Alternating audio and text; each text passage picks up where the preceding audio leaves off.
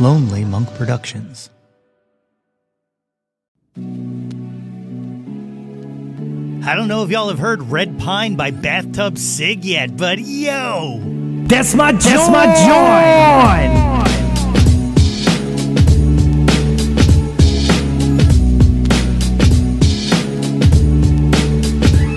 Hey yo, displace the guilt and... What's good, friends and family, neighbors near and far? Welcome to an all-new episode of the Yo, That's My Jawn podcast. The podcast, website, brand, movement, way of life dedicated to the embrace and championing of your passions.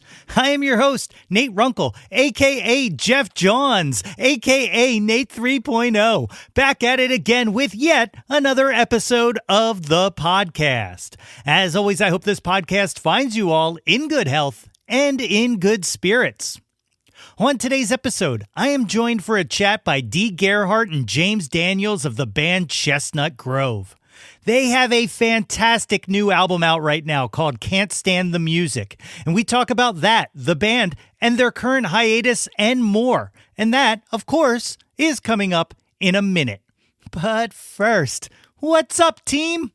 You know, I hope all is well in your neck of the woods, because I am super busy over here on my end for sure.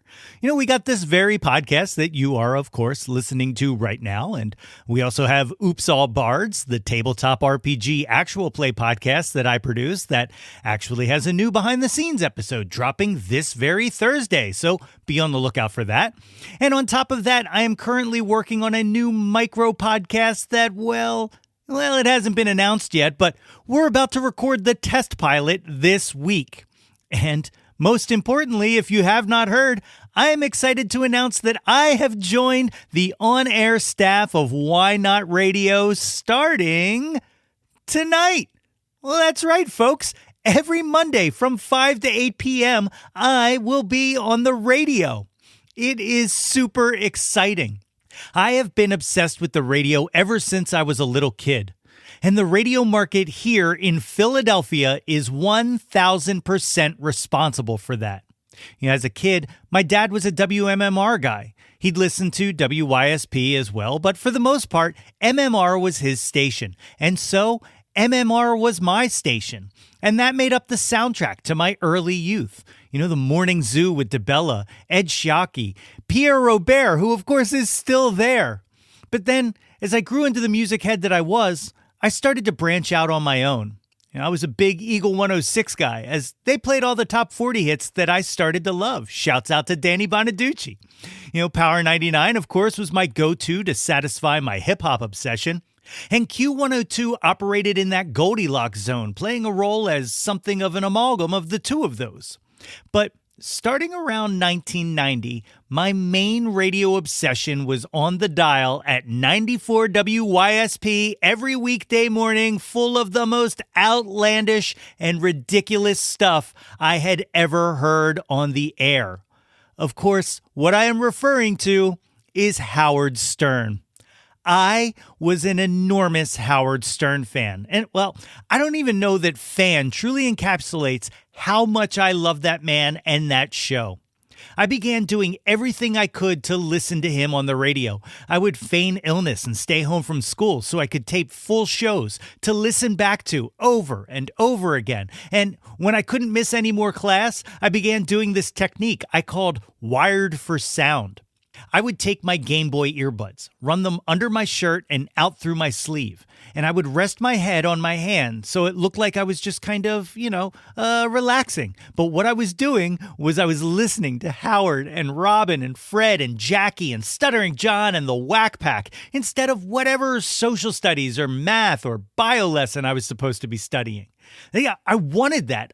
I wanted to sit on the radio and talk to people and goof and joke and interview and put on skits and create song parodies, which I suppose kind of helps to explain why I do what I do here. Well, shortly after that, Nirvana broke, and my life was taken over by grunge and alternative rock. And while I still enjoyed Howard and the gang, I once again became a music fiend, and that addiction began to be fed by 103.9 WDRE. Talk to anyone of a certain age from this area, and they will tell you how much of an impact that station had on them, even though it really only existed for like 4 years. It formed so much of my musical identity, and so many of the bands who have changed my life that I still listen to today, I discovered on 103.9. And, well, of course, nothing gold can stay, and the same was true of WDRE. But from its ashes, a phoenix arose, and most of the DRE gang made their way over to Y100. And it's that bloodline that runs all the way through to Why Not Radio, which I am now a part of. It feels like being asked to join the ranks of the Knights Templar, and now I am tasked with protecting the grail that is Philly indie radio. It is a giant honor, and I am so excited to get started tonight. So shouts out to Josh T. Landau for the opportunity to lend my Nateness to the Philly radio landscape, and also to all of my friends and family and peers and people I idolize even who have reached out to celebrate with me. So yeah, man, tonight and every Monday that follows, tune in to Why Not Radio and join me for a few hours of me living out a dream. You can find Why Not Radio on the web at www.whynotradio.net or on your smart speakers, be it an Amazon device or a Google Home or whatever you got. Or you can also listen to it through the Why Not Radio app, available on the iOS and Android app stores. And hey, don't forget to follow me on the socials, at Yo That's My Jawn. And of course, check out the website, www.yothat'smyjawn.com for links, merchandise, yada, yada, yada. You all know it by now. Anything you want to know in regards to this show, you can find it on that website, www.yothat'smyjawn.com. And guys, while you're checking it out, you might as well just go ahead and sign on up for the mailing list. It's a great place to get updates about the show. Okay, are we good? We're all caught up? Bet. My guests today are two of the 5 members of the rock and roll outfit Chestnut Grove. Since 2011, the band has embraced and explored sonic palettes that include new wave, indie rock, funk, soul, alternative, and R&B. Their latest record, Can't Stop the Music, is a 12-song banger, drenched in psychedelic guitars, swirling synthesizers, funk-infused bass lines, danceable beats, and innovative, catchy melodies. Folks, it is my honor to welcome to the show D. Gerhart and James Daniels of Chestnut Grove. Ladies and gentlemen, I am joined today by the great D. Gerhart of Chestnut Grove and possibly at some point James Daniels, but right now it is just me and D, and we're kicking it. D, thank you for coming on the show. Oh, no problem. The fireworks are just blowing up inside my house. It's chaos. That's exactly what I'm chuckling about. We actually just talked about this, how ridiculous it is that, like, I can't even thumbs up anymore without, like, fireworks and bubbles and all kinds of stuff firing off. I did it. I was like, oh, God, AI, just chill for a little. It's amazing. It's unbelievable. I'm so excited to be able to get to chat with you for a whole multitude of reasons. Not just solely because Can't Stand the Music is just a phenomenal banger of an album, and congrats on that. It sounds absolutely stellar. But we kind of touched upon this. I'm just happy to have a conversation with a fellow Montco suburb pal here. You guys are from Perkiomenville, and I gotta ask, how much time do you spend at Green Lane? A lot. Oh yeah. You asked like the perfect question, because Green Lane kind of is just a staple, has been. I don't live in Perkiomenville anymore. Okay. But anytime I have to talk about the area for people who don't live near that area and they're like outdoorsy, I'm like, oh, have you ever been to Green Lane? And they know exactly what I'm talking about. So it's famous in its own right. You already know. I don't have to tell you. You already know. I love it. I have so many great Green Lane memories, and then some bad ones. Like, you remember you used to be able to swim at Green Lane, and like I don't know why we took that away. The Nerf culture. No, anyway, it's a stupid thing. But I blame everything on the man. Like, it is the man. The stupid it is the man. They're just a big bunch of fun suckers. But that was like every summer, like we would go to Green Lane, and that was our Jawn. Like that was what we were all about. And then they took it away, and I was like, I don't really get to go to Green Lane much anymore. But then they built a disc golf course there, and I'm there. Like now they brought me right back in. I was just gonna say they've still been making modifications though. Don't knock them out entirely. Their trails are still great. I do also miss the Scottish Irish Fest that they used to have there. That was huge. And a couple other events. Like they have that amphitheater there. I wish they would utilize it a little more. You should set something up. You put it together. Put a fest together. Man, it's been a thing we've been trying to do. Actually, James has been plotting a fest for a very long time, and maybe we should come together and pester them a little more and poke the bear a little bit, because I know questions have been asked, but I feel like townships and other peoples are like, maybe we don't want that kind of crowd at Green Lane Park. But hey, change is always happening. I get it. It's awesome. So let's start things off as I always like to do in the Wayback Machine. Tell me a little bit about yourself growing up. Like what kind of music was playing around your house? Growing up. So my mom had a very awesome taste in music. She listened to like the Beatles, a lot of oldies, Temptations, anything back from like the 50s and like Elvis Presley to kind of as modern as you could get in the 90s. I was born in 93. So 50s to the 90s, I got a really good spectrum of from my mom's side. And my dad was very religious, so he didn't like any secular music being played in the house. So it was like kind of had to like sneak all of it.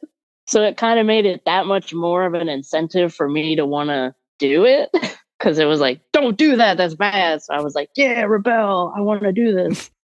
I listened to a little bit of everything. Anything I had siblings also. So anything that I could get my hands on. They were all older than me, and anything I could steal from them. Yeah. When did kind of guitar enter the picture? When did you start playing? That also started when I was in my early teens. My dad is a drummer. Even though he doesn't like secular music, he still really liked playing drums. He was a jazz drummer.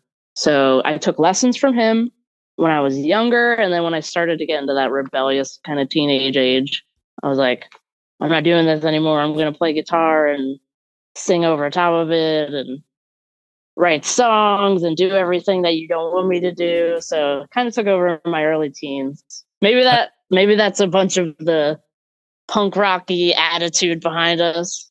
Yeah.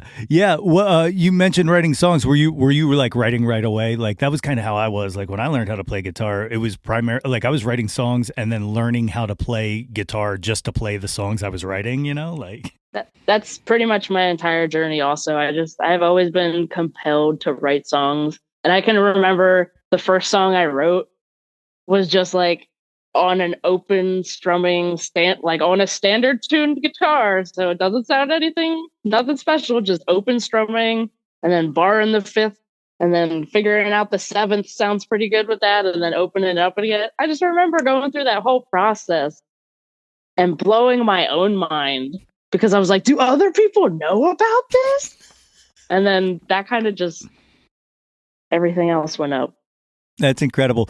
When in relation to all of this, did Live Day 2010 occur? Because I just watched the video on the YouTube channel, and that is amazing that you guys have that. Yeah, that's kind of the beginning of our band.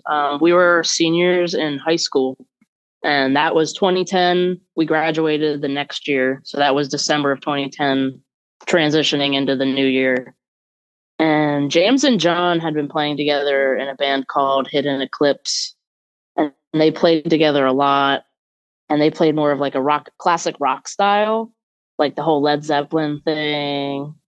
And then I was messing around with open mic nights, just with my own acoustic stuff, trying to learn how to play a C, a G, and an F, and not make it sound like crap. So I was basically just going to as many open mics and exposing myself to as many other players as I could. And then I remember I was starting to play and I looked at Zach and I brought him on board because I knew I didn't want to play by myself because I just did not have the guts to do it. So I was like, can you at least come here and strum with me in case I mess up so it doesn't sound that bad? So he came and I looked at him and he looked at me. And then James was on the other side of the camera, just kind of like, why haven't we formed a band yet? Like kind of freaking out. So that kind of propelled everything into let's meet up. What kind of music do you want to play? Let's start writing songs. Chestnut Grove was born.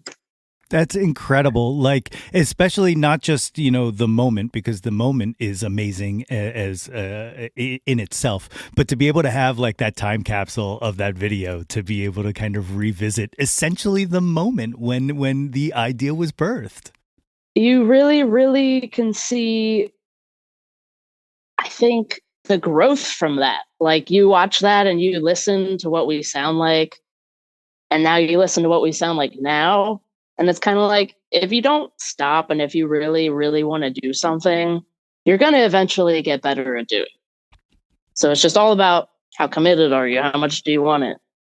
Yeah. And, you know, one of the things that I thought was really like phenomenal about it is like it kind of like what you're, you know, talking about the growth and all is so they're doing like a Zeppelin medley. You're doing a little you really got a hold on me. And that's kind of what the sound is. Like it is kind of that soulful, rocky kind of like it's all right there. Like the blueprint is right there. The foundation is in front of us. Yeah, no, for a long time, we really leaned on that classic rock kind of crutch. And we've done tons of tribute shows from Led Zeppelin to Queen to the Beatles to Janis Joplin. And we love music. If it sounds good, do it. Speaking of tributes, I watched because I do this half-ass research. Like, don't think I'm this big studier of. We all only have so much time. That's exactly what it comes down to. But I do try. And the other thing I got a chance to check out was the Icky Thump tribute, which is no way killer. Which is killer. Well, that's awesome. I'm a White Stripes guy, so like hell yeah. Well, even more so than that, and this is actually something I wanted to ask. So, one of the early interviews that I saw you guys, and it might not have even been early, it might have only been a few years ago, but whatever.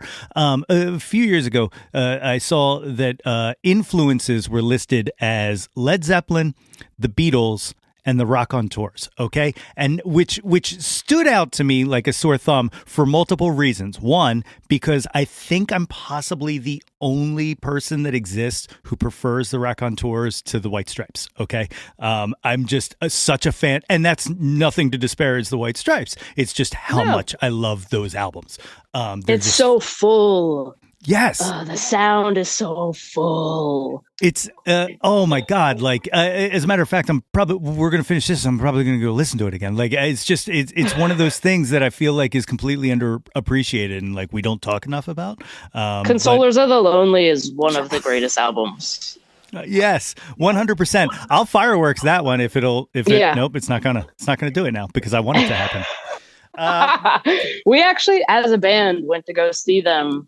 I think we even traveled to Brooklyn for that show. Like we traveled a little bit for that show and like we did it as a big group.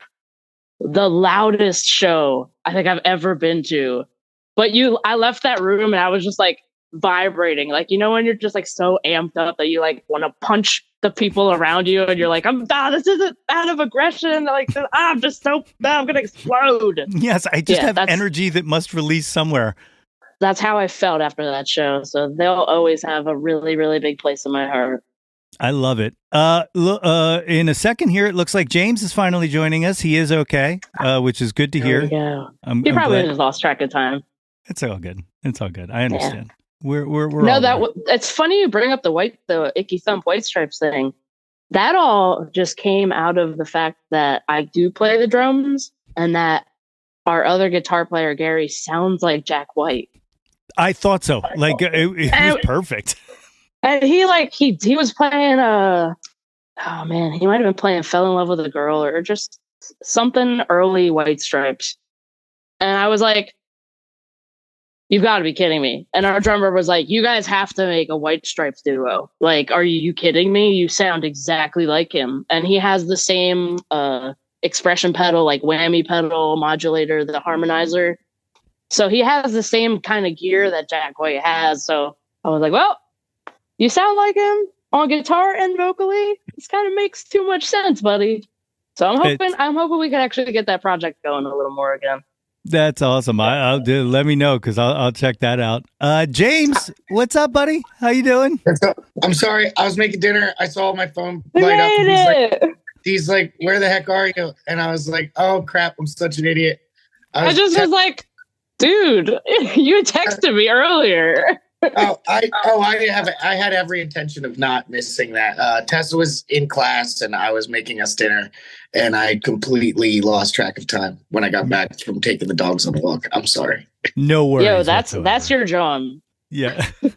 I love your Jawn is being late. What? Oh yeah. Oh, 100%. But not usually for things like this. This is the absolute first time I've ever missed like a band interview or anything like that. I was like, oh man, I really messed up. It's all good. Sorry. You didn't really miss much other than us gushing about Green Lane, and we talked about Live Day 2010. That's where I walked my dogs earlier today at Green Lane. Oh, nice, very nice.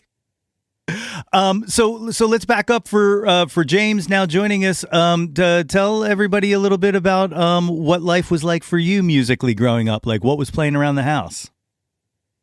Oh man, where do we begin? My mom's a huge Earth, Wind, and Fire fan, and she likes the dance soul kind of stuff. That's her thing. And then my dad is a massive, massive, massive music nerd. Huge record collection.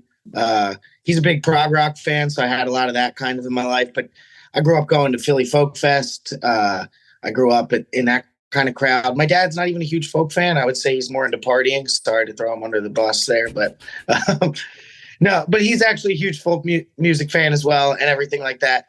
And so I grew up with a lot of music in my life. My dad was very into it. He's been to over like 500 concerts. So I've had a good education from my parents on the music front. That's awesome. When did drums kind of enter the picture? When did you pick that up? I was like 13 when I started playing. My dad was a drummer. Like a bit, like he never played professionally or anything like that, but he knows his way around a drum kit. And I started on his when I was like 13 years old. And as soon as I started playing, I just formed a band. I don't know. I didn't know you were supposed to do it any other way. It's awesome. I don't know who I was just telling this to recently, but I actually joined a band before any of us could play instruments. We were originally a lip sync band where we just put a song on the CD and just acted out like we were playing. And then my buddy got a drum set, and I was like, well, I guess I'll get a guitar. And then that's how it started, you know. No, that's amazing. Yeah. I mean, I would say our guitar player, Gary, started out without, like, I mean, he knew how to play a little bit, but I think we were further along a little bit than him in the very beginning. But I mean, boy, did he catch up fast. Yeah. Yeah. He just also looks cool. So it was like a necessity. You look cool. Yeah. I don't look cool at all. I don't have that going for me. I'm right there with you. I'm the goofiest front. Like I used to front a band, and I'm the goofiest front person you may have ever seen. If I was cooler looking, I'd probably front a band, but I don't for that exact reason. It's amazing. Absolutely amazing. So we were just talking about Live Day 2010 and how that was kind of the birth of Chestnut Grove, because I got a chance to watch that video. So you guys get together. What kind of shows are you guys playing? Like where are you playing at, like, you know, high school and then just outside of high school? Mostly, like, we played like everyone's graduation party, to be honest. Like we started hitting bars like right after that stretch. Like we played like a coffee shop in town, like where like all like the art related like students performed things after school. And so we played there as well, but like we didn't play out that much. It took like a year for us to get like into the bar scene and then graduate from there and then keep just climbing the ladder. So I would say we just played everybody's graduation party. We just played a bunch of classic rock songs poorly at everybody's grad party. Or like Halloween party, whatever kind of party they were, whatever excuse they had for getting together, honestly. Yeah, we were down to party for like $300. That's hey, that's admirable. My band, we were a grad party player too, and that all ended when we played. I forget. I think it was my friend's younger sister's grad party, and we did "Rape Me" by Nirvana and "Killing in the Name" by Rage Against the Machine, and they got shut down. And then the referrals went away. Yeah. It's not graduation friendly. So you guys are playing now, you're playing some grad parties and stuff like that. Are you writing music at this time? Like, were you immediately kind of drawn to writing stuff, or were you primarily covers? I mean, we played a large portion of covers. We immediately wrote songs. I was in a band before even Dee joined up with us. And I mean, when we got Dee is when we started to like legitimize ourselves as a band for sure. But John and I, prior to that, played in like a couple different bands throughout like junior high and high school. I've been playing with John since I was like 13, like right when I started playing drums. I really started playing drums because John rolled in and could actually play music. Like he could play bass, like actually. And I was like, oh, cool. I should probably start trying now. So that's really how it happened. And like right away, John and I immediately started writing. Like I think we wrote a couple riffs and things that we played, and like they weren't full songs, but like we could repeatedly do the things we were writing. And we did that right off the bat. Like we did that and then learned like 5 songs because we were like, yeah, maybe we'd understand a little more about song structures if we actually like learned one of these things. I love it. When did you like, so you guys kind of formed together and all and stuff like that, but when did you kind of start to begin to mold that sound? Like, did it come naturally, like the direction you guys wanted to go, or did it take a while to kind of find exactly what you wanted to what you wanted it to sound like? That's a load of. Do you want to go first? Oh man, that's tough because it went through very many transitions, because I feel like initially it was a lot of like, all right, I'm learning how to play this instrument. I'm just going to really focus on playing this instrument. And we were all just playing our instruments together. And by the time it was 2015, we wrote an album that was on the folky or Americana side. Yeah.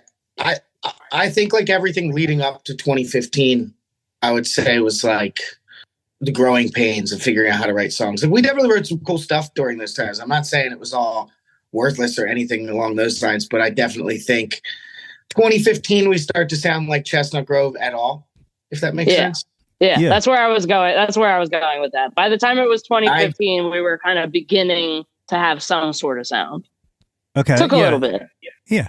The so that all leads into Perkiomenville. Where did you guys cut that at? Like in our barn, in the practice space that we grew up playing in. We met Owen McGreehan at I forget which. I think it was the Gibber Jazz Festival. I think was the first one we met him at, and then we just kept running throughout the entire summer. And he was recording all the live shows and selling them back to the bands and like doing it for the festival for some promo. And we kind of made good friends with them throughout that whole year. And then he moved into my parents' house that next summer for 3 months. And we cut that record from, what was it, like June through September of 2014, I think. Mm-hmm. Because it was Folk Fest was happening while we were doing it. So our first like semi-professional recording experience was still in our practice space. He brought his entire studio in a trailer to my parents' house and we set it up in the barn. That's incredible. Have you guys ever thought about revisit? Is that barn still there? Like you should record another. We still practice there. Oh yeah. Oh yeah. That's awesome. Yeah, you should do a Perkiomenville 2.0, and it's coming up on its anniversary. So yeah, it'll be 10 years old next year in 2025. So we're definitely going to have to do something for that. That's killer. One of the other things, and we kind of touched upon it with the live day and all, but one of the things that I really appreciate about you guys is you guys are very into video and documenting and kind of recording videos and using stuff like that. Do you have as much fun as it appears you're having shooting these videos, or? Yes, we if anything, we had too much fun and probably should have been a little more structured businessly. But Yeah, totally. We definitely were like 20s. We're in our 20s, and it's obvious. yeah, we had a blast every single second of anything involving the band. That's awesome. The and I'm going to jump around because again ADHD, and I apologize, but you guys went really strong playing out and stuff like that, and then recently have decided to kind of take a touring hiatus and all, right as you release this phenomenal force of an album. Are there any shows actually planned for it during this hiatus, or are you nothing, huh? Nothing right now. Trust me, it really hurts my soul to say that. It's really financial. We want to be really candid about that. Like, I don't want to sugarcoat. Like, we're not stopping to. I mean, Zach doesn't want to play in the band anymore, so we just have to be open about that. Like, our bass player doesn't want to be a part of it going forward. So that's the first time since 2012 that we've had a member change, and we all graduated high school together. So it's it's a huge change. It's not something where we're just like, yeah, we've been through this before. Let's get ourselves another bass player. So we have a personnel issue right now. So we have an inability to perform the record. It would be a huge task for someone to take over. So it's not something we can do quickly. We are working on it to some extent. Our other member, Gary, is moving, from what we know. He is moving to upstate New York at this time. So there's some separation in our abilities to get together. So there's some life complications that just got in the way. And we financially ran out of money to be able to support touring and really support anything going forward with the band. Like, Dee and I are trying to figure things out, but we really have no guarantee of what is going to happen. That's wild. And just the extreme realities of playing music now. Like, I look at I never actually got a full idea of what caused it, but I look at what I could read between the lines of the Screaming Females statement that they released that say, very similar thing. Like, financially, they just can't do it anymore, which is just a drag, man. Like, the kind of state of the music industry. This is where I turn into this old guy who's just yelling at clouds. But like, the state of the music industry right now is almost unsustainable, and I'm trying to do everything I can from this basement to kind of expose people to music, to help support independent artists and stuff like that, and people who I dig. Like, I dig you guys, and like that pains me to hear that it's just not viable at this time. It's a painful position to be in, and we've never been in this position, so we're also kind of uncomfortable. Yeah. But, we are trying to work on it. Like, we do have stuff going on behind the scenes. Like, we have a 3-month radio campaign that we're running on this, and we've gotten on rotation at XPN and EQX up in upstate New York. So shout out to both of those radio stations and everyone there that has supported us. So there's things going on. So we're not we don't want people to have the impression or a public impression that Chestnut Grove is dead. But we, at the same time, want people to understand that it's going to take some time until we can get this back to where maybe even remotely close to what people were used to. I dig it, man. Like I said, I hate to hear it, but it's the sad reality, man. And I absolutely get it. Gonna not way back, but jump back a little bit. Pandemic happens to everybody, which I'm sure didn't help any of this whatsoever. But one of the things that came out of it, you guys put together the album. Which very rude of Boy Genius to steal that title. from you guys. But at least you know that they're fans. I thought so too. I was actually listening. They become like one of my. I've been falling in love with the band from the outside in. So I saw things and I saw them winning accolades and I saw their SNL thing and I kind of did a deep dive. And then I saw that and I was like, you gotta be shitting me. Yeah. We're not original.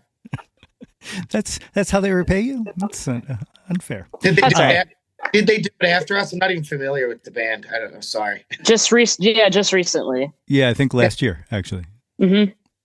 Whatever. I hope they actually stole it. That'd be even cooler. Oh God, yeah. I would. Oh my God, yeah. That'd be great. Well, we have been wanting someone to steal our stuff for the longest time. It's the best thing ever. Or if you're stealing somebody else's music, it's a total win too. Yeah. Lucy Dacus does live, or at least at some point recently lives in Philadelphia, so it's possible. Yeah. There it is. I guess that's true. Yeah, she heard it. We'll just say it, and it's a fact. But about the album, I read it on the internet. That's it. People are saying. But with the album, you guys started working with Derek. Tell me a little bit about that relationship, because I feel like he kind of brings out some of the essence of the live stuff onto the albums themselves. Oh yeah. Yeah, you nailed it. Yeah, I could just agree with what you're saying. Derek has been probably the best outside influence we've ever had on Chestnut Grove, and we've had many others. He's not the only person to put us in the right direction, but he was the first person to challenge our creative path and have it make sense and work. So I think that is something he deserves a lot of credit for, because it's not easy to do. We were somewhat accepting artists as well. Like, we have always been willing to listen to outside influence to an extent. And he really broke down any barrier left of that as artists. He did it in a way where I don't know if it would actually be easier with other people. It just became easy with Derek because we creatively agreed on where we wanted to go at the end of the day. Like, everything he tried to interject on this band would be something that I felt like we all would have done. If one of us came up with that idea, we would have ran with that too. So Derek just fit in so perfectly that we've even called him our sixth man. We say that in our bio and stuff now, because he really is just a part of the band. And especially on the newest one, Can't Stand the Music, this album would not be what it is without him. We can't walk around acting like we did that all by ourselves. No, it's actually very interesting, because I feel like he hears us in the way that we hear ourselves and is able to add to it in a way that we can't do it because we're playing it physically. So he is really the sixth man. That's the best way we could put it. It's awesome. And as awesome of the job he did on the album, I feel like Can't Stand the Music is just it's only getting better. And I'm sure that comes from, having worked with you and building that relationship. And now, on his end, probably feeling more comfortable being like, hey, let's try this instead of that, so being the sixth man, and if there's another thing, is this the guy? Is this your George Martin? Have you found somebody who, or would you want to look for someone else? No, I don't think I have no real intention of recording with anyone else. The only thing that would get me to record with anyone else, and I've already had this proved by Derek, if it was a can't turn down scenario, if Rick Rubin next week wanted to make a record with us, I'd probably give that a whirl. Mick Ronson, or not Mick, Mark Ronson. I get that mixed up all the time because Mick Ronson was Bowie's guitar player. So yeah, but there's definitely a handful of producers out there that I would definitely still work with. But overall, I plan, if we do something else, I plan to work with Derek. I definitely plan to record something as Chestnut Grove soon. It might not be the same. It might have to be a collab record that Dee and I have to conjure up, maybe with some Philly artists. Hint, hint, maybe we're trying to do something like that. But no, Derek is definitely the one. I don't think there's somebody else we would be recording with. So if anybody else is out there looking for a change of producer, hit us up. We'll get you in touch with Derek Chafin, and he might be the life-changing person to record with that you're looking for. He's super smart and has a wide knowledge of a lot of different genres. So he's not just like one faceted, like he's everywhere. How did you guys get connected? Shout out to Kenny Kearns from 118 North for hooking it up. He's the owner over at 118 North, and just like the whole Ardmore Music Hall, like that whole scene and that whole crowd is what made that happen. But Kenny Kearns deserves most of that credit, all of that credit. That's awesome. I'm glad you mentioned Ardmore because you guys did the farewell essentially show there, and that was a sold out show, correct? Very close. We'll call it out. I don't think every single ticket was sold, but very close. It was under 100. That's sold out to me. Don't sell yourself short. You guys packed that house and you guys rocked it. Okay, so it was a night I will never forget. That's for sure. Yeah, so that's what I was going to ask is like, so, now knowing kind of more of the behind the scenes and stuff like that, how like emotional was that? Like what did that feel like? Kind of like a funeral. We, not as intense because, it's not the end, but it's definitely the end. It was the end of the band we made in high school. Like that's real. And like, I mean, we did it for 10 years. So like, it's beyond anything I could have asked. Like, we're not here to like talk trash on Zach or make it sound like he ruined anything. Like, best of luck to him. I mean, I'm going to a Sixers game with him in a week. Like, we're good. It's just, he's ready to move on from the grind of touring and what it takes to be in the music industry. Like, even if you're on the bottom of it and not really making a living. And honestly, if you are on that level of the music industry, it's probably the hardest level to be in because you have to be available for things like this. And you have to be on top of it and really trying to grow your brand and be a business person all at the same time. And while just at the end of the day, you're like, I really just wanted to write some cool songs and hope people liked them. And then at the end of the day, like, no matter how much you want it to be that, it's just, there's so much more to it than that. So like, everybody in this band grinded really hard. So like they deserve a break as well. So.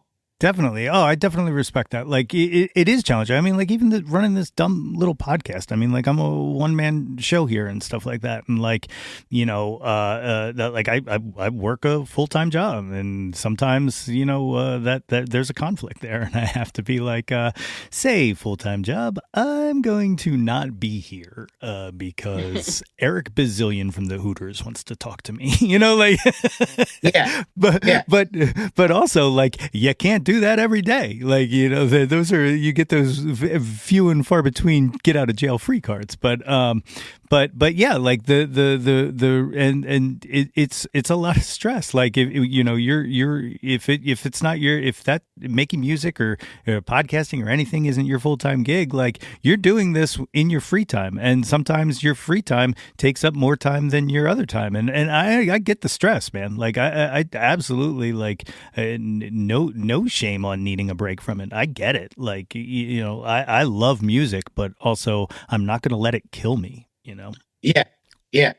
No, exactly. And that's really all the break is for us. But like, like you said, the Ardmore night was emotional. I mean, it definitely was. I had to try and keep my mind off of that the whole show, and try and stay hype and on it and not really get caught up in the fact that might be the last time I ever get to do something that cool. And, I hope it isn't. I don't think it is. Time off, though, can make it hard to sell that many tickets again. So there's just a lot of variables to go into it. So it was a very emotional night, knowing you've worked your whole life for this, and it kind of all came to some sort of end at that moment. Like, I think this music is getting received better than anything else we've ever released. So, I think there's definitely a huge opportunity out there for Chestnut Grove still. We just have a lot of work to be able to get it to a capacity where we can perform at that level again. I mean, Zach was a great bass player. It's not like that's an easy shoe to fill, especially when somebody at that level is probably going to be like, all right, you guys make at least a good 30K a person a year touring. And it's like, no. And they're like, oh crap, can't really do that. So, that's kind of the level we hold ourselves to, and we never really were able to get there financially. So it was a very emotional night. Yeah, I definitely get it. And, like bringing somebody out, like you guys have been playing for, since you were kids, man. Like, so I understand that, like bringing somebody new in, now even more so than just being able to play the parts, but to be able to like kind of fit the role of, in a core that is just so tight together. Like it's definitely not easy, man.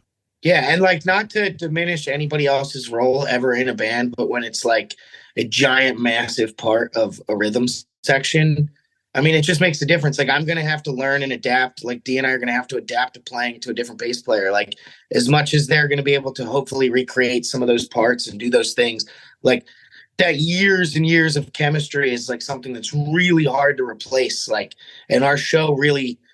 Our live show really shows that. Like that's something that was great about our live show. So that's going to take a lot of rehearsals before actually even getting out there, before we feel like we have that level of tightness. Cause like at the end of the day, like our show was very tight. There's not a lot of looseness to it. Like we jam, but we jam within the parameters of what we've always known. And it's really hard to get somebody else to like really get that. Yeah. It's like communicating without talking. Yeah. Absolutely. Speaking of the live show, though, you guys are electric. Before this even started, I was telling Dee that the 2022 Exponential Music Festival was the first time I saw you guys live, and you blew the fucking brain matter out of the back of my head. You guys were just awesome. But but not just musically. Like you guys are a very energetic and entertaining band to watch. When did you start to like really feel that comfortable on stage? Because like it comes across as effortless now, but I'm sure it wasn't always that way. I'm sure Dee will agree with this too. I'm just going to go right ahead and say it. We had that first. Everything else we had to learn. We had to learn how to actually be tight. We had to learn how to record properly in a studio. We had to learn how to perform tighter as a band. Every year of touring and playing gigs and doing this damn thing, we got tighter and tighter and tighter. Like that's for sure. I'm not going to say like in 2014, we were stopping on a dime like that and having the lights shut off and being able to come right back in. Like that's something that took a lot of time, but Dee's confidence as a performer has always been there. Our natural insecurities that musicians face every day. I'm not saying we were above that. That would be a bull-faced lie. You always question yourself. You have that imposter syndrome throughout your entire music career, but we've always carried ourselves so well on stage. And it's honestly just because like, that's where we all collectively love to be. Like even with Zach or Gary taking a break or any of us like not doing it right now, as soon as we step foot on that stage, we lose ourselves, and we allow that to happen every single time. And that's why we leave it all out there. And that is the thing that came first. Yeah, I definitely feel most comfortable on a stage, and I've always wanted to be an entertainer, and more importantly, I've always wanted to be a front person of a band. So the fact that dream was able to come true for me, I owe those four boys a lot for dealing and working through the struggles of growing up together. It's been an awesome journey. That's incredible. I relate to that a lot. Like I've never really experienced stage fright. It's never been a thing. And I think the reason is, and this is a little heady and maybe best shared with a therapist and not on a podcast, but I think what it is, I grew up insecure and always feared that people were looking at me thinking I was weird for whatever reason.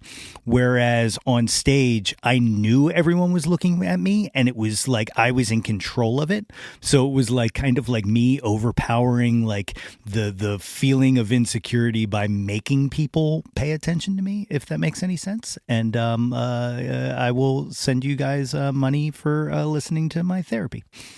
Yeah, I'll bring that up in therapy. She'll probably tell me that's some sort of like deflection or like deeper seated issue that I'm struggling with, some childhood trauma. Yeah. A little bit of that, a little sprinkling of all of that. Yeah, it's fine. I dig it. So you mentioned the kind of the radio push for this album. Obviously, All For You is one, right? Is that what singles are we looking at off of this? So he is not diminishing any of the songs on it. He is kind of sending out like feelers on the whole record to some extent. Okay. And pushing the freakness, which I think he just thinks is the most streamlined for radio. It's not necessarily even Mark Cordellos who does the stuff for us. It's not like he when he said it, he's like, it was a hard pick, but he just felt the freakness stood out to him as something that like radio can listen to, and they can like jump through the song the way that they do and realize that like there's no drastic changes in it. And that is what sits on the radio station the best. And that's hard to find in our music because I am a huge lover of that breakdown in the middle of a song, or that part where there's like a tempo shift or something like that. So it's hard for us to get through the writing process without me rearing my ugly head and trying to do such a part. So we're just really dramatic. Like that's, yeah. Well, it's it's really funny that you mentioned that too, because like that's one of the things that I feel like Derek has been able to capture is those breaks and those kind of like vibes. Yeah, I'll just come out like that those are, I mean, those are my favorite parts. But I absolutely understand that radio is not my brain doesn't work radio essentially. My brain doesn't really work radio either, but we've tried to understand some of the formulas behind it. And I think Derek has done a great job of that. Like, I think when we bring our original arrangements in there, like there's been many times where they're missing the chorus or like the hook, and they develop after we show him the first draft of the song. And he's good at also allowing us to have our quirkiness and our parts. That's what it is. I was trying to think of the word. That's the word Derek uses all the time. Yeah. Yeah, it's quirky. It's this weird thing. And that's his really nice way of saying, I don't know if it makes a lot of sense. And he does a really great job of letting us really push the limits of what you can do with a formula and a pop structure, and then reining us in. I really think that's something, again, that Derek deserves a lot of credit for, because as an artist, it's important to allow those things to happen. Like, I think a lot of people they might hear me talking about that or hear that in an interview and be like, oh, the producer changed the way they made their music, or they gave it into some sort of structure or formula that is going to help them sell. And really, at the end of the day, it's not that. It's just that like you're allowing someone's outside ear to polish your product, and someone with such a professional tuned ear on what doesn't work in the record industry. Because at the end of the day, like, it is an industry. Yeah. So does a good job of finding that perfect balance between what is your art, but what are we trying to sell here? I can dig it. Speaking of kind of the art and putting it together, like the total package, not just in the studio or on the stage, but I'd be remiss if I didn't mention, guys, let's talk jumpsuits here. Awesome. First of all, awesome. What was the birthplace of the jumpsuits? It was Modern Century Devo. The jumpsuit started with tracksuits. Let's be real. Yeah, it's been a de-evolution. I wanted to do something that was cheap and cohesive, something that we could like make a statement on. We're not a band that's very, very gimmicky. It's been hard for us to find a niche for us in that side of things. We don't stick to one sound. We jump around pretty drastically. Like, at the end of the day, it's all rock and roll. Like, there's nothing not rock and roll about our music to me. And that's really the only thing I've ever identified with in this band, is that we like rock and roll, and we like rock and roll bands, and we do anything that is within those parameters, which I think in 2024 is a lot of stuff. And we dig all of that. And I don't remember where the hell I'm going with that. Tracksuits. It started with actually, I'm wearing the bottoms of my tracksuits right now. It started with tracksuits, and then we devolved into jumpsuits. And then I complained that I couldn't dance around in them like I wanted to, so then we stopped wearing them. They were restricting around the crotch. I don't know.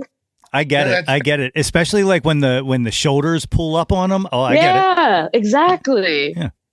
Yeah, and I'm like, I personally am like a heavier, chunkier dude, so I try to wear like button-ups. Steve taught me a long time ago. It helps slim me down, and then I like wear a lot of black t-shirts and the jumpsuits.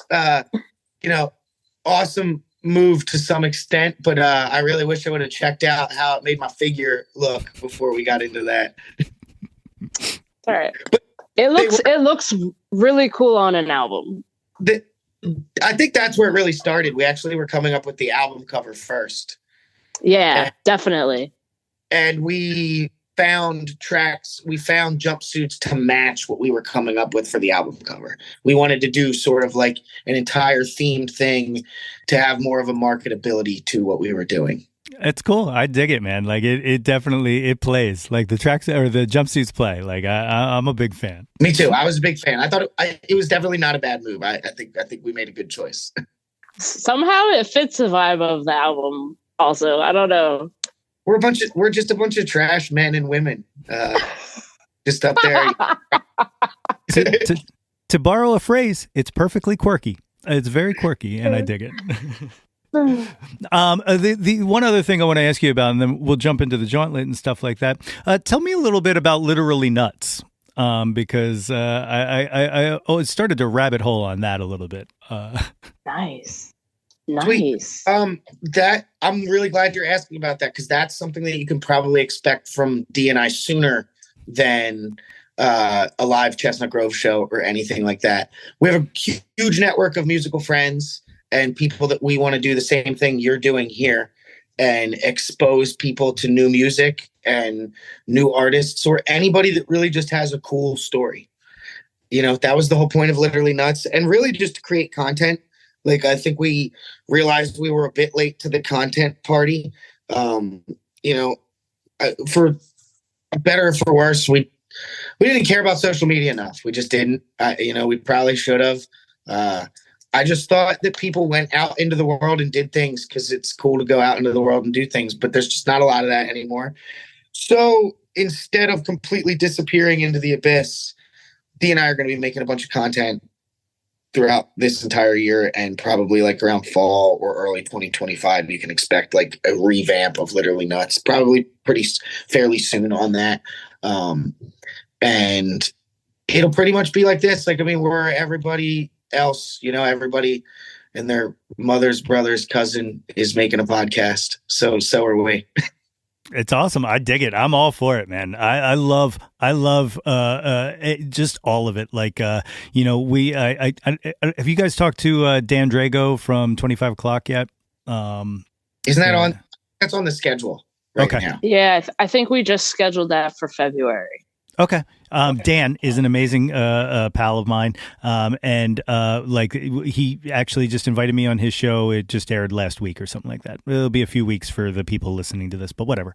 I work in the future, but we had this conversation about how like we just want more people in the space, because all that does is just exposes more and more people to all of the awesome people that we all know, like all of the musicians we all hobnob with and stuff like that, and that's all I want. Like I'm so excited about kind of Philadelphia right now and just all of the musicians in the area and all, because I just feel like we're prime. I feel like we're right there, and there's just something we just need something, and then like once that door opens, we're all coming through. And that's how I look at it. So if you ever need anybody for Literally Nuts, you can give me a call. Sounds good. I actually think it would be a cool idea for like collab episodes where like somebody with another podcast, it's like we both kind of air this one on our platform and bring our audiences together. Like, I think that would be something cool to do every, like, you do a bunch of regular episodes and you do that. And it's like, let's get together and actually schedule like a live stream that's both of our platforms and really bring our audiences together. 'Cause that's really the whole point, like you're saying. Yeah. Like I said, once one of us gets in, we're all going. I'm bringing everybody. I'm bringing all of Philadelphia and the tri-state area. I got friends in Delaware; they can come. You know what I mean? Like I want all my pals to succeed. That's really all I want. Like I want other people to like the stuff that I like, and that's really why I started this podcast. So. You're like, Delaware, we'll bring you with us. Yeah, of course. You know what I mean? Like Grace Vonderkoon can come with us. That's the only person I know from Delaware, so that's who I was including. At this time, you want to go through the Jauntlet. This is my questionnaire that I ask all of my guests. It's 2 segments. Oh yeah. I forgot about this. It starts with the one-hit wonders, and you're just picking one or the other, who you prefer. First one, Billy Joel or Elton John. D, we'll start with you. I want to say Billy Joel recordings, but Elton John live. Right. I like it. That's heady. I dig it. I can dig it. James? That's a damn good one because I really don't like picking one over the other. Just like piano songwriting gods. Like, how do you? I think I like a little bit more Billy Joel songs than I do Elton John. But like Goodbye Yellow Brick Road, I don't know, man. Can I take a rain check and get back to you next week on that? Yeah, it's also valid. I'll tell you what. Nobody here is judging or scoring points, so you can answer however you like. My dad looks kind of like Billy Joel, like when they were both young. So let's go Billy Joel. But I'm with D. Elton John. They're both the best live acts, though, man. Like, I know it's hard. Hard. Yeah, I don't know. That's a damn good tie. I dig it. Next one, Debbie Harry or Joan Jett? Joan Jett. Debbie Harry. All right. See, now I'm going to break up the band. I love Blondie. Yeah, I love Blondie. I could dig it. I'm on this new kick where have you guys ever seen Light of Day, the movie that Joan Jett did with Michael J. Fox? No. Okay, I'm gonna send you guys a link, but they play siblings in a bar band in Cleveland. Okay, and it's this incredible movie. And my new kick with this, because I just rewatched it, was something I watched when I was a kid, and I just rewatched it recently, and I'm like, I want Phineas and Billie Eilish to redo this movie, and I'm just going to keep bringing it up until it happens. No, you should write this. You should just write the new script for it, and then just. When you sell it to somebody, your last wish in it has to be that it has to be these two people cast as the leader. You can't have it. I like it. I might actually do it just as a fun exercise. What do you think of that? I write scripts all the time for a fun exercise. I can't tell you how many screenplays I've written. It's disturbing, and I've done nothing with most of them. I put a collection of some of them out in like 2008, and if anybody wants to stalk me, they could probably find it on Amazon, but I'm not going to share the link because it's kind of embarrassing. But but they exist, so they're findable. That is true. I just gave everybody a little scavenger hunt. Next one, Aretha Franklin or Tina Turner? I cannot choose between the Queen of Rock and Roll and the Queen of Soul. Sorry, like they're both queens. It's fair. I can, unfortunately, and I wish I couldn't, but I've just unfortunately listened to so much more Aretha Franklin records than I have Tina Turner. So I got homework to do is really all I mean by that. That's fair. Look, again, no wrong answers here. These are all legends, okay? Like, some YouTube or some commenter on one of these videos, wherever it's being aired, is going to be like, the idiot said Aretha. What an idiot. I thought that Adam Weiner from Low Cut Connie had my favorite answer on this one because I find it really hard to answer myself, but he was like Aretha vocally, Tina on stage, and I was like, fuck yeah, good call. Mm-hmm. Yeah, I could dig that, but like they're legends in their own right, so I'm like, I can't even. They're just up there at the same pedestal that I've put them at my whole life. Yeah, no doubt. Nirvana or Pearl Jam? Nirvana. Okay. I'm a Pearl Jam guy, but I still like you guys. Janis Joplin or Steve? Oh, go ahead. I've just listened to way more Nirvana. Pearl Jam is a bucket list live band. I know they're one of the best. I'm a massive Foo Fighters fan, strictly just because I saw the live show when I was in high school, and my dad knew I was a huge Nirvana fan, so he just connected the dots with the Foo Fighters thing. I was a big Foo Fighters fan. They weren't my favorite records, but they're one of my favorite live bands, and I know that that Pearl Jam is of that ilk, so I definitely need to get out there to a Pearl Jam show. I can dig it. I saw them one of the shows that closed out the Spectrum, and it's one of the best shows I've ever seen in my life. I bet.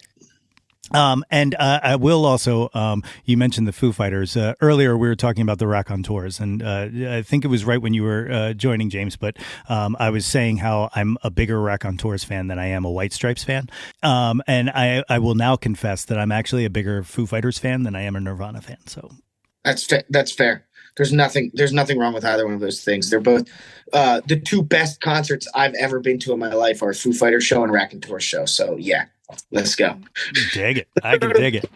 Let's go to a show together soon. That's what it sounds like. Literally, let's go. Literally go. I'm in. Yay, signing up. Let's go.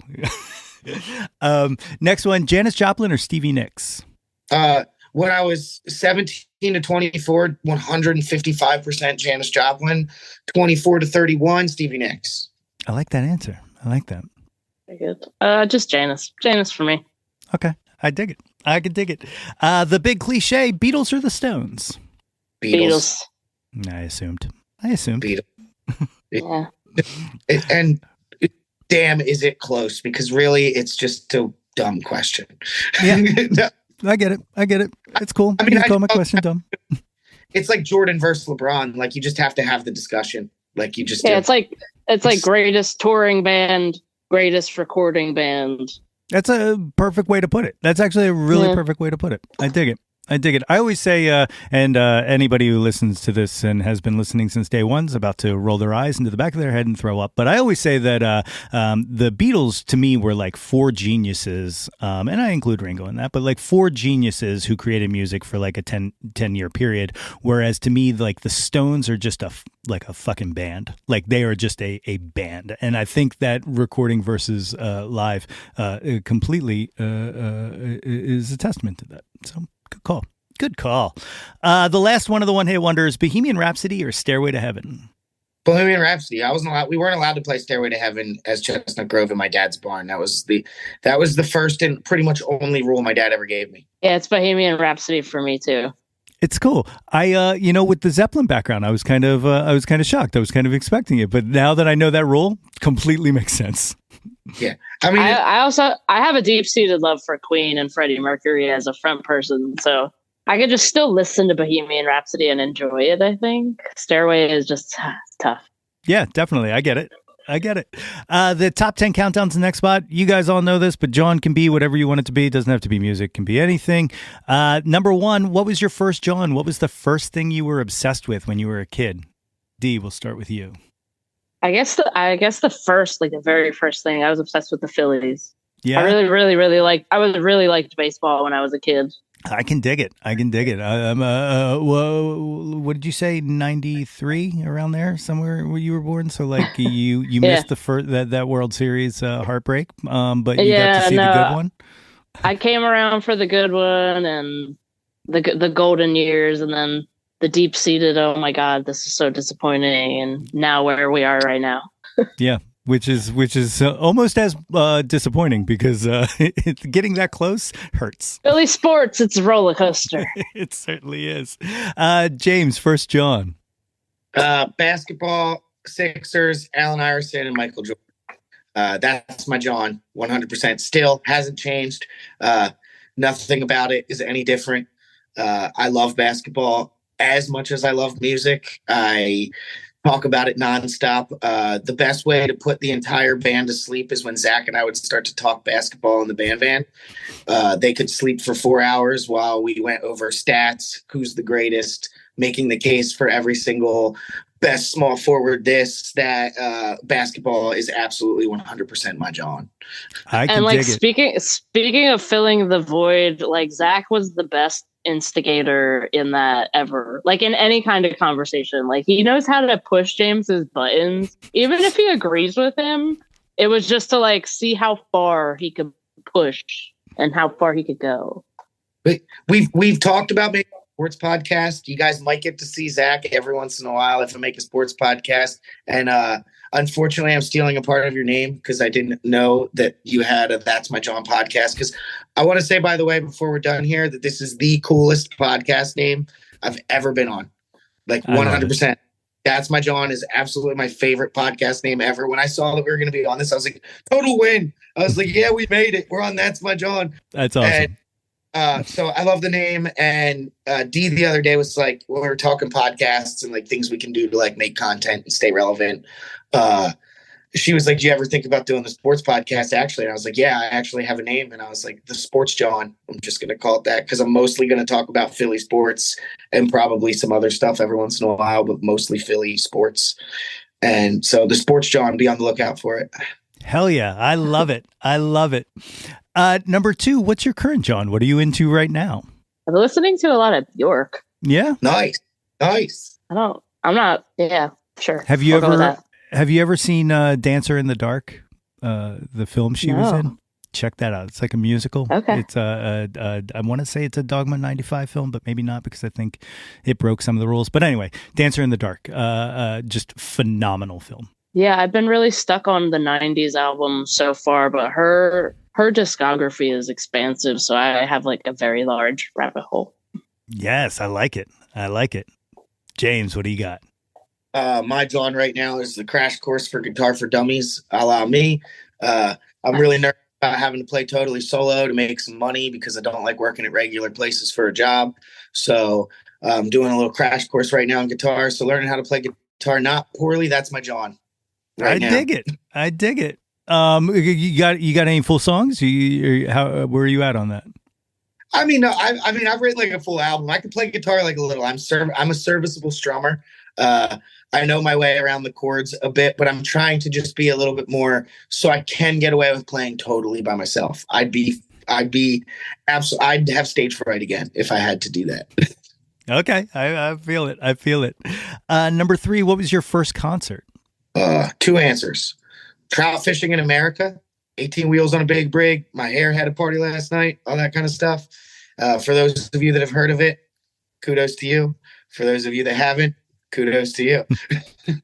And then my actual first concert, like I grew up going to Folk Fest and stuff like that.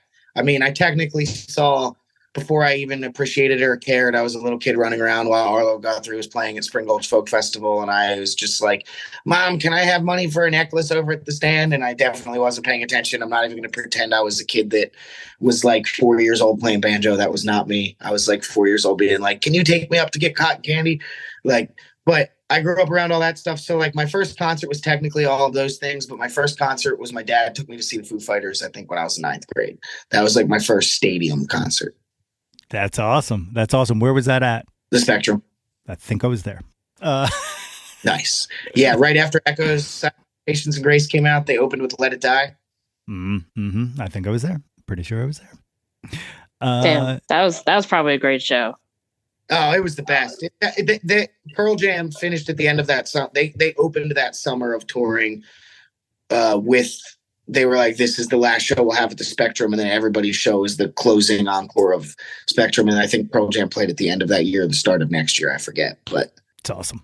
That is awesome. That's pretty sweet. D, first concert. I definitely saw a lot of crappy Christian rock bands when I was younger. And a lot of like hard, like I was into the hardcore scene for a little bit when I was a teenager. But I think my first real big concert experience that stuck with me was when the first time I went to Bonnaroo. What year? I think was it 2009? I think it was 2009 because it was right before Kings of Leon came out. Yeah. Right. They didn't have Sex on Fire yet. Yeah. Like On Call and like Knocked Up and all my favorite songs. Yeah. Yeah. Yeah, they were on fire, and a little bit of that album with Sex on Fire, but like after that, they kind of lost me. Yeah, same. But they were my favorite. Those first 3 records and Only by the Night are like they were my Jawn for a little bit. Definitely. Number 4 was the last concert. What was the last live show you saw? Oh, that's a good question. Have I been to a concert last show? I played a show last week or 2 weeks ago in Philly at World Cafe, and Billy Allen and the Paulies played that. But I think the last show I went to for fun was Kurt Vile at Ardmore. Oh, awesome! During the Philly Music Fest. Yeah, I was kind of there like by accident, not by accident, but like by coincidence more so. Okay. Nice. Man, I wish I could remember. I really think the last concert I bought tickets to was Hoots and Hellmouth at Ardmore like last year. Okay. I've been dying to go out to another show. But yeah, I really think that was the last one. I dig it. Respectable. I just saw them last summer when they were playing the concert Under the Stars. That was a great show. It was them and King of Prussia. Yeah, it was them and Don McCluskey. It was a great show. Yeah, that's a great show. You can't go wrong there. Yeah, hell yeah. Number 5, what was your favorite concert? James, I think you already said it. It was Foo Fighters and Raconteurs, right? Yeah, Foo Fighters' first concert, so that Spectrum one that just has a special place in my heart. I was grounded too, so they kept telling me all month that my mom was going instead of me, even though I got those tickets for. But I was a shithead teenager, so they messed with me up until the very last day, and then the day of, they were like, "Nah, you're still going." My dad was like, "Yeah, he's grounded and he's a total pain in my ass, but he does like music a lot, so this is like a positive thing for him, I think." So. That's awesome. Definitely. D, favorite concert? Yeah, it was that Raconteurs concert. Yeah, I also went to whatever New York, right? King's Theater. Yeah. I also have to throw a Hall & Oates show in there just because the crowd was really fun. Not even that they were the best. It's just like that crowd was a whole fun experience. And then Patti Smith, the year we played Exponential Fest, that was also an experience that will stick with me forever. That's awesome. Yeah. I will, I always have to, it's in my blood, my DNA. I have to say this, but, John Oates from my hometown of North Wales. He's one of my stretch goals. He's coming on this show, whether he wants to or not. It's just going to happen. I'd rather see him on here than Daryl. Yeah, I have no desire. And I even the last email, I've sent emails numerous times, and I've talked to who was handling his press and stuff like that a few times. But the last email I sent, I was like, I have no desire to talk about Daryl. Please come on the show. Oh, I hate it when dads fight. Anyway, so that was favorite. Number 6, who have you never seen live that you wish you would have? They can be living or dead. My Morning Jacket and Wilco. You haven't seen Wilco? Oh no. Oh my God. Yes. Make that happen. It's My Morning Jacket and Wilco. I have to see both of them live. They are the next 2 things I'm going to make sure I go see live. Let me also say, twice I've seen My Morning Jacket open for Wilco, and just mind-numbing. Just a mind-numbing show. The fact that you've seen them on the same bill just means you were like the most privileged room ever. It was great. It was really great. I'm a Wilco obsessive. That's that's primarily my Jawn. What it comes down to. I just saw Jeff Tweedy last summer at the Atlantis in DC, 450 seat room, and we were right up front. And I got to have a little interaction from the audience with him, and it was the best day of my life. Oh, that's amazing. Second best. I'm sorry, I got married last year too. That was the best day of my life. Second best was interaction with Jeff Tweedy. Sorry, way to cover. way to cover that one. Boom. D, who have you never seen? Oh. I want to go see Prince. Oh God, that would have been awesome. Where are you gonna? Yeah, where are you going? I would have. He said dead or alive. There was a disclaimer with it. Again, the people who followed me since day one are about to roll their eyes again, and then also once again vomit from rolling their eyes back in their head so hard. But I was supposed to see Prince on the Purple Rain tour. My parents bought a ticket for me to go with them, but then found out how crazy the stage show was, and then they sold my ticket to one of their friends. And I never got to see him. So. But now the joke is, but now both my parents are dead, and so is Prince. So, oh, that's awesome! What a good joke. Yeah. So there we go. I love that. Dark humor is the best. It's the only way I know it. It's the only way I know it. Number 7, name an unappreciated, John. Something you wish had a little more shine to it. Oh man, where do I begin? Our homies in Wild Adriatic. Stella Ruse, their local band, Hoots and Hellmouth. Man, let me give Hoots and Hellmouth a huge shout out right now. I'm not going to take my sweatshirt off because no one wants to see that, but I got a tattoo right here. I discovered them right when we were graduating high school, right when like Mumford and Sons and like Edward Sharpe and the Magnetic Zeros and like the whole folk revival was going on. And people would ask me, they'd be like, "Oh, what's Hoots and Hellmouth?" I'd be like, the next Mumford & Sons. I'd say that like all the time. I was like, they're better. I'm like, I'm not even knocking any of those other bands. Like, they're all awesome. But like for me, Hoots and Hellmouth is like one of the greatest bands to ever make songs or make music. And I thought they were going to be huge. Like, I thought they were going to be massive. I honestly didn't even know that they were like a small local Philly band. I just thought they were one of the best bands ever. So those guys. Fantastic answer. Yeah. I'll throw. Yeah, I don't know. You like took all the really good ones. I'm sorry. There's so many good ones. I mean, let's be Let's Leonard. Be Leonard. That we're friends. Chamomile and Whiskey. Yeah, like Hezekiah Jones, like any of that, like so many great Philly bands. Like the list goes on and on and on. I could name so many of them, and they all just deserve more props.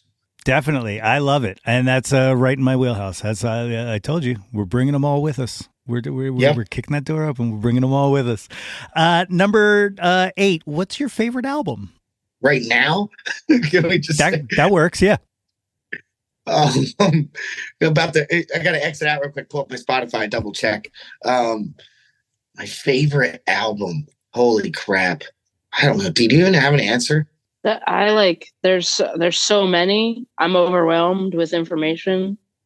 The Moby Play album will always stick out for me. That was like one of the first. That's one of the first albums I ever fell in love with, and put on repeat, like consciously. Dr. Dog's Critical Equation. I also think that album is fantastic front to back. Yeah, I agree. I don't even know where to say. I'm just gonna go out on a limb and say for me, it's my personal favorite album. Selling England by the Pound by Genesis. I love it. Great answer. Number 9, name an artist whose output you'll consume anything they put out. Jack White. That's a good one. I've loved everything he's ever put out. Even the weird crap that's weird, I still like it. And then he's made like 5 songs I don't like. That's pretty solid. It's a good record. I just started, digging back into the White Stripes catalog recently, and I don't even remember what the spark was that ignited that, but goddamn, just so goddamn good. And it's just 2 people. Yeah. I just love the cut of his jib, to make it very simple. I love what he he represents what I love about music, because I can listen to music from the 20s 1 minute and be listening to A Tribe Called Quest next. And I think his music represents that. And I don't even think it's always clear that it represents that. But when you start to fall in love with Jack White as an artist, like I have, and like a lot of this band has, like we definitely love Jack White as a collective in Chestnut Grove and everything he represents in music. But I think he represents the eclecticness that I have in myself. So his music kind of is like a reflection of what I would do with music as well. So like I kind of just agree with what he goes for. Hell yeah, I respect that. Yeah, I'll second that, and I'll throw Harry Styles into the mix, because everything he's been doing now, I've been really digging. Yeah. Favorite album? So Selling You by the Pound, just because like I think that album's just absurd. But then like right now, the Harry's House. Like that record I listened to on repeat for like 4 straight months. It's a vibe, man. That is a vibe. Like it sonically, and then like even when I see him like play those songs live and stuff like that, I'm just like, God damn, like I don't know why you're this good. Like yeah. It's almost like if he took like Station to Station, Thriller, and just threw it all against the wall and came out with like this new pop record that just nobody can touch. Yeah, it's unbelievable. It's truly unbelievable. And then like even like his Tiny Desk concert that he did, like I was just like sitting there like, damn it, I think I hate you. Like I respect you so much. I think I'm annoyed by you. You're my new Patrick Mahomes, Harry Styles. Like yeah, no, he is. He's like so good. You're like, dude, I'm supposed to hate you. Like Are you even trying? I'm not supposed to, like you're making music I'm not really supposed to like. This is definitely for chicks, but like it's so good. Like I'm just like the Gorillaz also, they could do no wrong in my book. Yeah, 100%. Great answers. Number 10, the 10th and final of the top 10 countdown. Again, Jawn, anything you want it to be. What is your favorite Jawn of all time? Weed. I'm a big fan. Yeah. Yeah, I'm allowed to say that. That's just weed. Weed's my job. Yeah. Yeah. I mean, that's like my therapy. That gets me through the day. Like that's my happy place. It's where I go to when I'm upset. Like Much respect. Much respect. So Can't Stand the Music is now out. It's everywhere. It's streaming. Physical? Is there physical? There is physical, right? Vinyl? There's gonna be physical vinyls. I've thought about not on Apple what? Music, right? It is. I don't know. Whatever. I'm not good with tech stuff, and my buddy at work couldn't find it the other day, and I was just like, I don't know, maybe it's not there till February. Maybe that was you can't read the analytics till February. I don't remember what you told me. Yeah, you can't read the analytics till February, but no, it's on every streaming site, and you can purchase it off of our online store, chestnutgrove.band. If you want to support the band for the physical work that we did. Just stream it there still and just buy it from us and still stream it from where you're going to listen to it. It just helps us. Yes, but we will have vinyl copies. I should be getting the test pressing soon. And then we're going to have vinyls, I'd say by March at the latest. Cool. I'll keep an eye out on that. I have this obsession with owning at least one vinyl from every guest that I've had on the show that has a vinyl available. So you got one sold. So if these cool cats and kittens listening to the show want to track you guys down, what's the best way now that you guys are socially engaged? Hit us up on Facebook or Instagram. Dee or myself will actually be the one to message you back. Probably Dee. She's on it more than I am. I try to stay off social media as much as possible for mental health purposes and for everybody else's convenience. And so we've established no live, but have you guys thought about? I'm just going to throw this out there, like doing a duo kind of thing, like. Yeah, so there's a lot of stuff floating around. I would expect to see Dee and I pop up solo, like at pickup gigs. Like even if you want to come see us, kind of like sneak some of our songs in there, and even watch us play covers for cash, because we're probably going to be doing that as much as we don't want to, and it's probably not good for our brand, but we're going to do it anyway. And some other stuff that I think will happen, I'm going to come right out and say it now, just because I know that it's been approved by all the people involved. I want to do this thing on like a promotional level where like we'll be selling tickets to these shows, and I don't know what I'm going to call it yet, but it's like an in the round type of thing. And it'll be Dee and myself, and then our guitar player, Jawn, with Jonathan Hayes or Raph from Hezekiah Jones, or another singer-songwriter like Brittany Ann Trumbauer or Carsey Bland. Some of these people I've never talked to about this, so they're going to hear this and be like, he's out of his mind. But the idea is Dee and I are going to get up there with 2 acoustic guitars on stools with whatever guest musicians I can book for that show. And we're just going to talk, sing songs, and do like an open interview with the audience even, and kind of do like an in the round type of setting for our shows. It's something I want to do like late summer, early fall. And it's something I want to put together and hopefully accomplish, because we're singer-songwriters as well as we are rock and rollers. And I think it's something we could do to keep ourselves out there, play some shows, do something that brings audiences together and allows us to all tell our stories and sing some of each other's songs together on stage. It's fucking awesome. I love it. I love it. James, Dee, thank you guys so much for coming on the show and talking to me today. And not just that, but thank you for not just creating a brilliant album, but creating an incredible discography of music. And thank you for all the joy you bring, man. Thank you. Thank you for having us. Thank you for listening to it and liking it enough to want to talk to us about it. Yeah, it's incredible that you did as much research as you did, and I always really appreciate it. Even though you tried to knock yourself and say you didn't do some, you clearly did. So I appreciate you taking the time to invest in what we do. My thanks again to Dee and James for joining me on the show today. Can't Stop the Music is out now wherever you stream music and is available for download straight from their website at chestnutgrove.band. Vinyl copies are coming soon, so be on the lookout for that. You can follow them on Instagram at Chestnut Grove, on Twitter X at Chestnut Grove 1, and on YouTube and Facebook at Chestnut Grove Live. And keep an eye out for more Literally Nuts coming soon. Links to all of those, as always, are in the show notes. If you haven't done so already, please be sure to subscribe to the Yo, That's My Jawn podcast wherever you get your podcast from. And people, it is not too late to get yourself a super awesome Jawn Scout Merit Badge for citizenship of the world just by rating and reviewing us. Don't forget to visit www.yothat'smyjawn.com for the link tree with links to articles, merchandise, all of the previous episodes of this podcast, guest appearances on other podcasts, and more. And while you are there, be sure to sign up for our mailing list to get all of the updates delivered straight into your inbox. Like us on Facebook at facebook.com/YoThat'sMyJawn for updates and live streams. Follow us on Instagram and Twitter X at YoThat'sMyJawn, and search Yo That's My Jawn on YouTube to find the Yo That's My Jawn YouTube channel.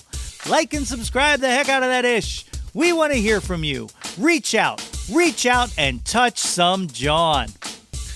All right, gang, that's it. Don't forget to tune in tonight and every Monday following from 5 to 8 p.m. on Why Not Radio.